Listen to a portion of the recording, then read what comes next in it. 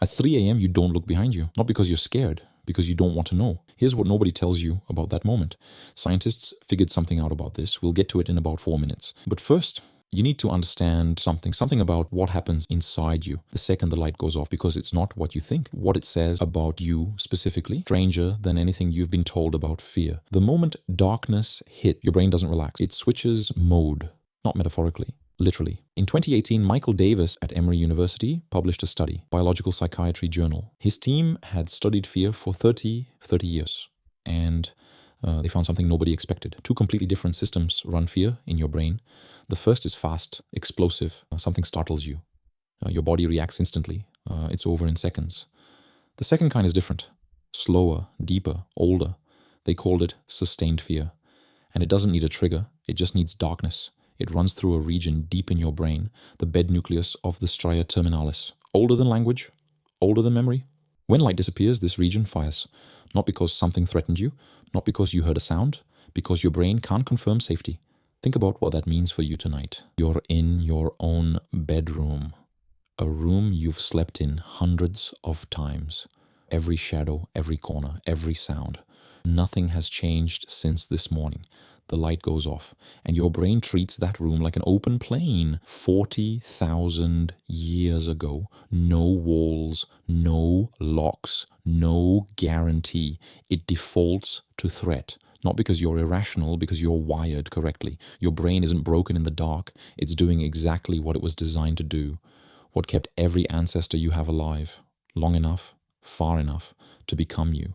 And here's where you realize something important. This has never been about fear, but that's only half the story. Because what this says about you, specifically, not the brain in general, not evolution as an abstract idea, but about how you are wired right now, tonight. That's what makes this personal. And what comes next is even stranger. In 2013, Abigail Marsh at Georgetown University published research, Proceedings of the National Academy of Sciences. She was studying what she called threat vigilance, not phobia, not anxiety disorder, just the baseline level your brain uses to monitor danger.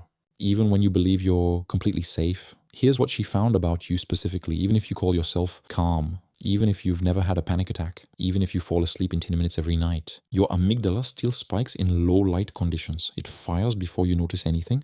Before a single thought forms, your amygdala doesn't care what you know.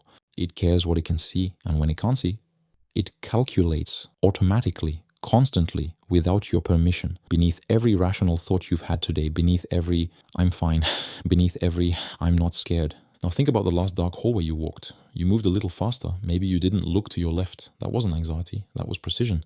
Your brain running an error correction system, so fast, so efficient. Conscious thought can't override it. Every time you felt that pull in the dark, that half second where you didn't want to look, that wasn't weakness. That was your brain doing its job. We thought that was a flaw to fix. But here's what it actually is. The answer is this. You don't fear the dark, you fear the unconfirmed. Read that again, slowly, not darkness itself. The gap between what you know and what you can currently verify, that gap is the thing, that gap is everything. But what makes this truly strange, the same system that creates that gap is the exact system that makes you exceptional at something else entirely. In 2008, Arne Öhman published a landmark paper, Karolinska Institutet, Annual Review of Psychology. His finding, your brain detects threats faster than thought, faster than any conscious process you control. And here's what nobody talks about. People with the highest threat vigilance, the ones whose brains fire hardest in the dark, they consistently outperform others. On social prediction tasks, reading a room before anyone speaks, sensing a shift in someone's mood, knowing something is wrong before a single word is said. Think about the last time you knew something was off, before you could explain it, before the evidence arrived. That wasn't mystical or intuition, that was your threat system doing in daylight what it practices every night, in the dark, in the silence, in the gap. Your night brain isn't weaker than your day brain. It's faster, it's older. It's been running quietly behind every conversation you've had today, every meeting, every difficult call, every moment you just knew. But there's another layer, and it might be the strangest part of all. In 2009, Ying at Toronto published research, Journal of Environmental Psychology. She called it the darkness effect. Her team ran a series of experiments, bright rooms, dim rooms, same people, same tasks. What they found stopped them. People in darker environments showed something unexpected, higher creative thinking, broader reasoning, more original solutions. Your brain in the dark isn't shut down, it's opened up. Less visual input, more internal processing. Your brain stops reading the room, it starts reading itself. Memory, pattern recognition, intuition, everything you already know, things you didn't know you knew, connections you'd never make in a lit room. And what you already know is vast. So here's the question that changes everything. What if the fear you feel in the dark is actually the sharpest version of you, not a malfunction, not a leftover from a more primitive time?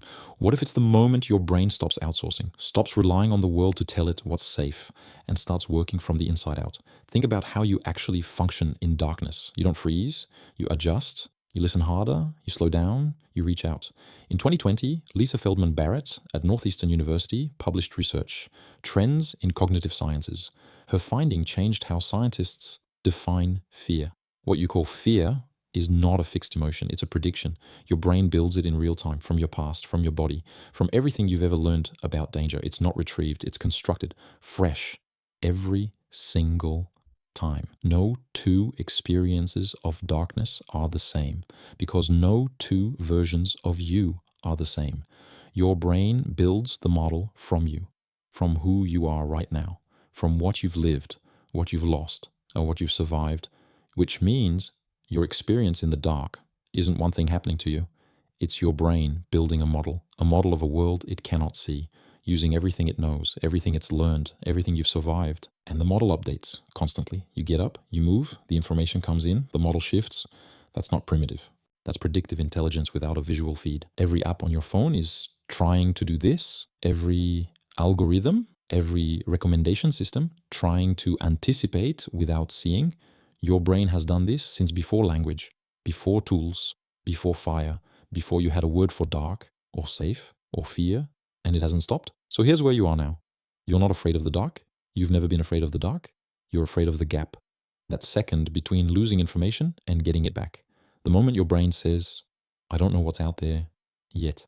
And the strange thing, that gap is where you're most alive. Every sense sharpens, every assumption drops. You stop relying on what you can see, you start relying on what you know. Most people spend their whole life closing that gap. Bright screens at midnight, lights left on in empty rooms, podcasts running so the silence never comes. All of it to avoid that moment. But that moment is where your oldest intelligence lives, the part that reads a room, before you've met anyone in it, that knows something is wrong before the evidence arrives, that kept every single ancestor you've ever had alive, long enough to become you. You don't get to turn it off. And maybe, just maybe, you wouldn't want to. The light comes back on. The room is exactly what it was. Nothing moved, nothing changed. But you didn't look behind you, and something in you knew why. That something doesn't have a name. It just works. If this changed how you see yourself subscribe, that's what this channel does.